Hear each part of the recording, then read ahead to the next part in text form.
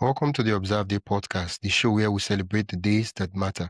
From holidays to meaningful observances, we bring you inspiring conversations, stories, and ideas to make each day count.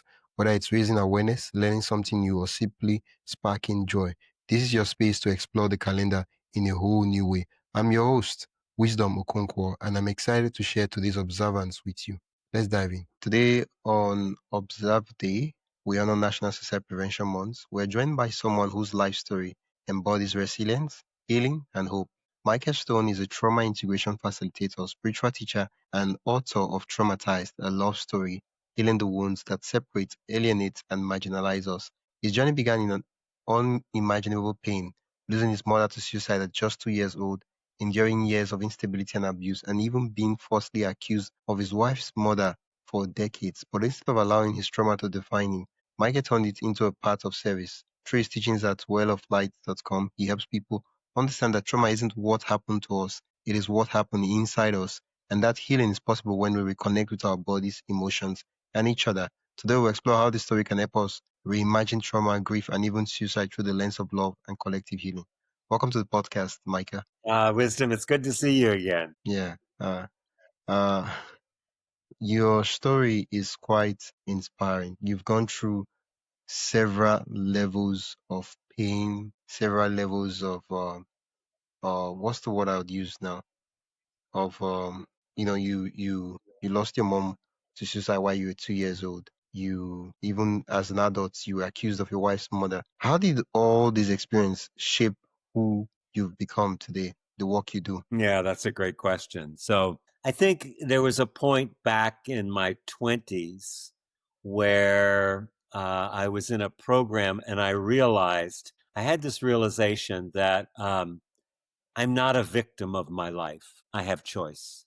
Wow. And that was a big turning point to realize, that I had felt like life was doing it to me, that, just everybody I cared about would leave. I felt unlovable and, had all these kinds of feelings that were going through me because of the trauma and so many losses. Many people died. Um, and but I realized that if I'm not a victim, my life can make a difference. Yeah. And so that really started me on, well, if I'm not a victim, I can make a difference. How can I make a difference? So I got involved in things like climate change and helping people. I was involved with the Hunger Project a lot and other organizations, and then got involved with working with people in the Amazon. Um, and unfortunately, I never got to Nigeria, even though I had a lot of Nigerian friends in the Yeah. climate move. But I really saw that you know my life got better when I was making a difference, when I was doing something for other people. And so that was a big shift, Wisdom, for me. And of course, I went through many things. I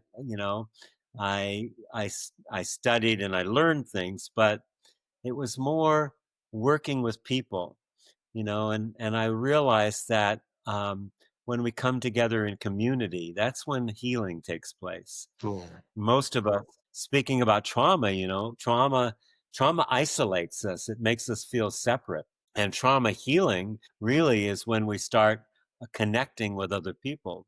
And so, my work with trauma is I create circles of people, or online or in person, usually small, 12 to 18 people, something like that. And then we create a safe container where people can explore their shadow. There's Carl Jung, the famous therapist, said, "Where your shadow is, that's where the work is." Yeah. And the shadow means those parts that we don't want to see in ourselves, and we certainly don't want somebody else to see them either. Yeah. And those are the rich places where there's growth. Trauma is not something bad, something to get rid of, not a you know a pathology or an illness. It's actually an intelligence.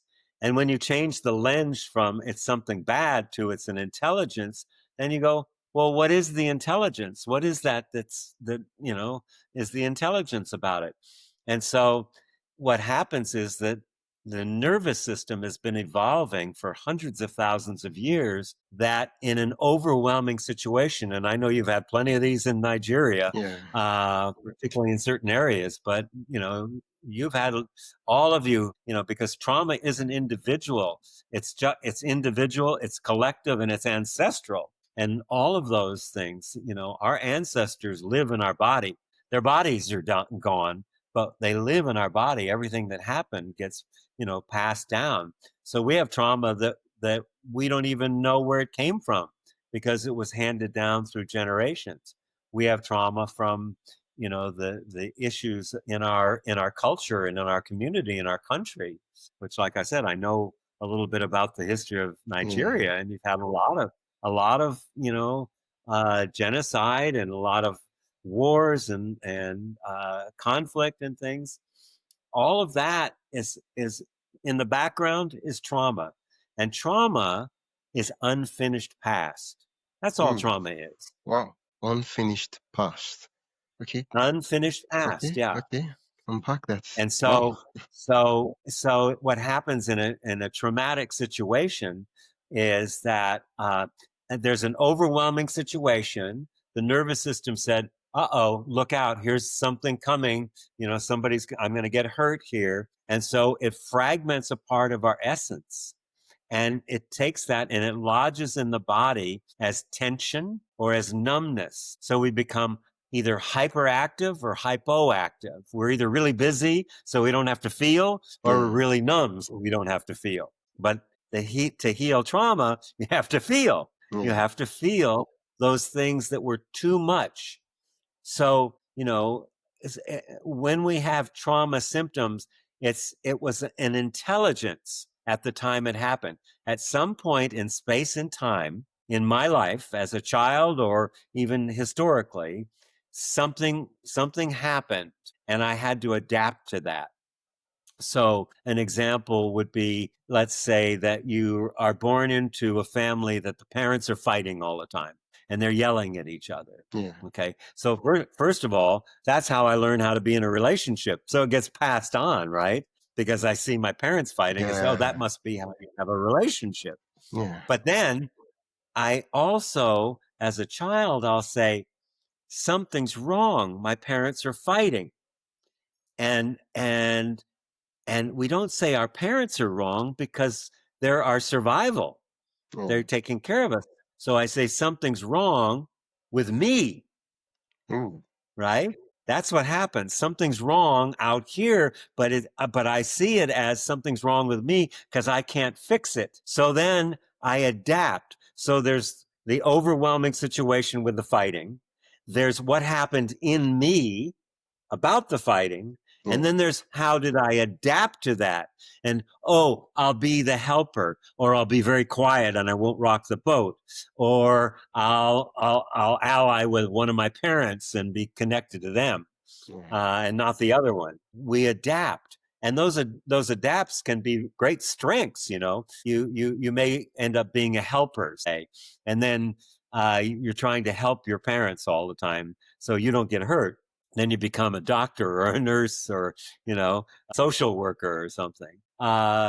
There's a beauty in trauma because it is such an intelligence, and it's an evolutionary intelligence. So when I integrate means not fixing, not getting rid of. Integrating means I feel the unfinished past and I bring awareness to it.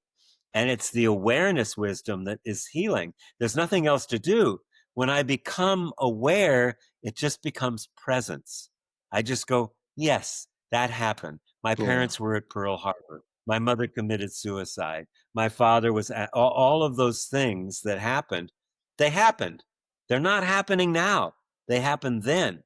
But in trauma, it's called repetition compulsion. It keeps happening again and again and again. But that's again an intelligence of the nervous system that's saying, hey, I need you to pay attention here. I need you to pay attention to this pain that's pushed down, this fear, this anxiety, this, whatever it is that's pushed into the Yeah. body. And when I bring awareness to it, then it just becomes part of your presence. It isn't happening anymore. So, like I said, trauma is unfinished past. But when I feel it, and I really feel it, and I share it with somebody else, which is why I say we need community to heal. You know, in the tribal days in our cultures, in Yeah. the Native American and the indigenous people, in Africa, they all had ways of dealing with. The whole community would come together when someone had a trauma, and they would sit with them, and they would love them up, and they would care, and they would tell them, that it was too bad that happened, but we're a community. We don't have that anymore. And Yeah. part of that is because of this idea of individualism. So when you're born, when you come into life, there's individuation. Individuation is very important because um, in order for me to learn how to self-regulate, to regulate my emotions, my actions, my fears, my ability to be in life, in order to self-regulate, I have to first have someone to co-regulate with so I can learn how to self-regulate, that's a loving parent, a caring parent, right? Yeah. Who, I can say I have to be felt, seen, heard, held, protected, somebody looking in my eyes as a baby and with love. And then I learn how, through self-regulation, I learned how to co-regulate. But if you didn't have that as a child, that's a trauma, right? Before we dive deeper, I'd love to invite you to join the Observeday newsletter. Every week, I send you highlights of upcoming observances, creative ways to celebrate, and behind the scenes extras from the shows. It's the perfect way to stay inspired and never miss a meaningful moment. Sign up today at observeday.com/join. That is observeday.com/join. Now, let's get back to the conversation. There. Yeah. Wow.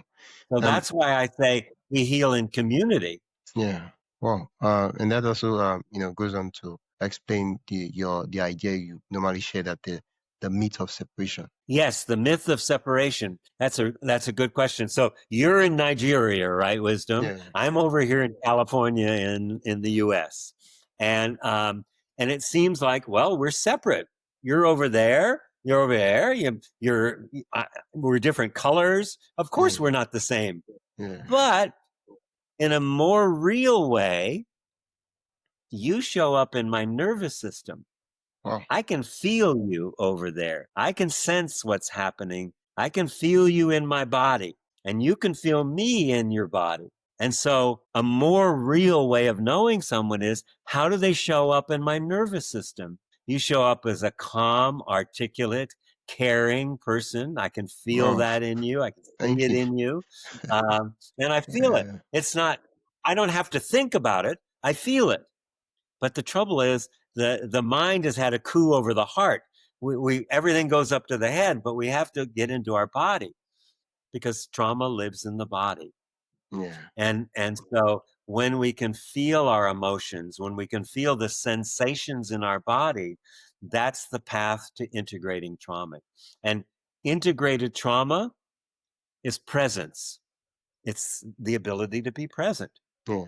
Unintegrated trauma is destiny. You know what destiny is? No, what's that? I know destiny, but like, Destiny, what's it in this yeah, context?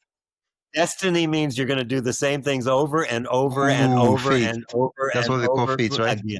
That's Yeah, what they call yeah, faith. yeah, Yeah. Wow. yeah, yeah. So unintegrated trauma, I'm tied to this trauma, and I will be continue to do it until I bring awareness. When I bring awareness, the body naturally wants to heal. It's like a cut. I've got a cut here, right, on my finger. If I kept picking at it, it would never heal. Yeah. I'd lose my finger, right? Well, we keep picking at these things, trying to fix them, trying to get rid of them, trying to push them down, right? But if we just feel them, they heal naturally. Yeah.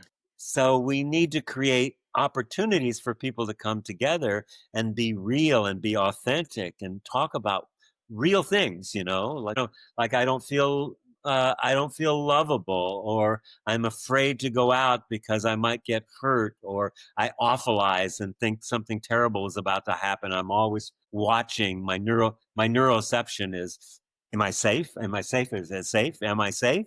We're always looking like that. So that's all trauma response. Well, as someone Yeah. who, I feel like most of the things that we do, we do it for ourselves before we end up doing it for others. You at a very young age, even before you understood the word trauma, you lost your mother to suicide. I'm curious, right? Before you went on this path of understanding trauma and how to heal from it, did you have the thoughts of committing suicide? Because now we talked about destiny, unintegrated, like repeating itself. The thoughts of, Mhm. Mhm. did those things come up? Suicide's interesting. There's a very high level of suicide skipping a generation. So I never had. I felt I did crazy things that I might have been killed. I was a wild, crazy man. Driving fast and taking drugs, and I did all that, as stealing cars. I was a horrible kid. I didn't have anybody. I didn't have anybody caring, so I just made a big noise in Yeah, life. But I worry about my daughter because I know as a therapist that suicide often jumps a generation because these things get passed down through generations. But because of the impact of it on me, it was never something that, I wouldn't do. It was just, so it didn't show up that way for me. yeah. Um, Well, but yeah, and I was fortunate of the circumstances that I had, in spite of the fact I had so much trauma. I'm a privileged white guy. I didn't have a lot of money. I wasn't privileged that way, but yeah, I was born as a someone that came out of colonialism, for instance. So I consider myself very lucky that I haven't been, I'd hate to be right now in Gaza or in Haiti or some of the places where horrible things, Myanmar, so many places. There's like yeah. 32 wars going on right now. And all of them live in trauma. And so the beautiful thing, though, wisdom, the beautiful thing is that when I heal my own trauma, when I integrate it, when I become more whole, it ripples out. It heals my ancestors all the way back through time, because they don't have bodies. Yeah. We have bodies, and everything that ever happened in our ancestors lives in our bodies. So when I heal a part, it ripples back. It ends that repetition compulsion that I'm talking about. Also, it goes forward to my children and to the collective. So there's a healing that comes. So, what we do and say is really important because it ripples out and it connects with other people and makes a difference. Wow. Now, you did mention that trauma is There's a unfinished past. Say it again. You Say it mentioned again. that trauma is unfinished past, and for me, the Yeah. question is: most people uh, are controlled.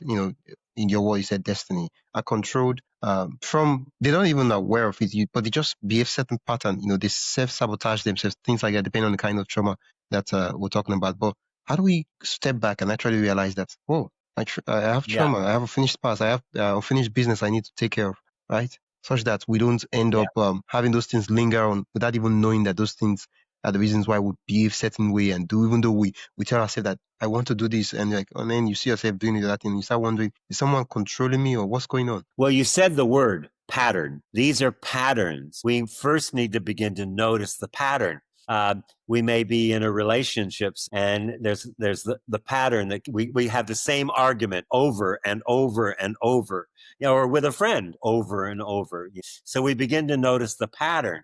Uh, and when we notice the pattern, if we have an intention to heal, then we say, that's interesting. I was with this woman and I had this thing about her, and I had this woman and this thing, and I Yeah. had this woman and this thing, and the only thing that's the same in those three women is It's me. me. It must be it must be a pattern that I have. Ah, yeah. Maybe I'm not listening. Yeah. Wow. Right? Yeah. Wow. And Yeah. I'm curious. Is there a way for for how do I put it now, for we to get professional help to help us unpack this, like to work with us, kind of like a Yeah, therapy to work with us, unpack yeah, and that's find the pattern? another really good question. So trauma talk therapy does not work with trauma Okay. because it's somatic, it's of the body. So if you're going to have someone who needs to be a somatic therapist, someone who can get you to pay attention to your body, someone who brings you into your emotions. Because mostly talk therapy is all the head, and nothing happens. You can think about it a lot, you can talk about it, but that doesn't heal it. Yeah. What heals it is bringing yourself more and more into deeper states of presence, deeper states of awareness. That's why I have all my students are meditators. You know, even if it's just for a little short time. To be in my classes or to work with me, you have to be a meditator, and that creates more inner space. Trauma is a feeling of contraction, and as I grow, it feels like there's more space. I'm less contracted. Yeah. And then I bring awareness to the sensations and the emotions. Many of us, I didn't feel my emotions, really emotions. I thought them, I thought feelings, but I didn't feel my emotions probably till I was 40, Well, because I was pretty bruised, from my early days. I yeah. compensated. I was successful in many things, but I was bruised. And it wasn't until I allowed myself to feel the bruises that I went, wait, this happened. I was an innocent child. It was not my fault.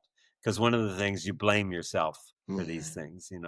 It must be my fault that my parents are fighting or that my mother committed suicide or, you know, and there's even a thread in that one, because I tell you a story when, my mother was very ill, and I have completed that. I feel very loving and honoring her as my mother. But, from the war and the bombing, she was very ill. So she tried to kill me numerous times Oh, as a child, put a pillow over my face or come after me with a knife, and they'd have to take it away from her, because she thought I was something evil, she couldn't discern. So the morning that my mother's suicide happened, my grandmother, I had been given a train set for Christmas. And I came downstairs, and my grandmother says, I left the train on. And she said, "You're going to burn the house down and kill us all." And then I went out to the park with her later and came back home and found my mother. That statement for me was, it was my fault because I left the train on, the transformer on the train.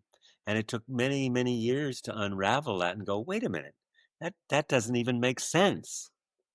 But it's a child's mind, yeah. you make that up. Well, it must be my fault that this happened because, the train was left on or something else, or I was a bad person, or I wasn't a good boy, or I didn't get good grades or something. So I must be a bad person.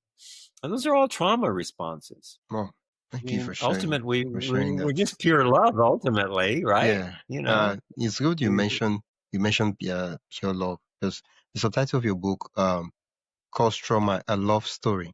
That's such a powerful yeah, way to reframe things. How can pain and loss become expressions of love when seen through a different lens? yeah, yeah. It's first of all noticing the lens that I'm looking through and to recognize that I have a choice to how I see the world. I can choose. First, I have to be aware, Yeah. but then I can choose.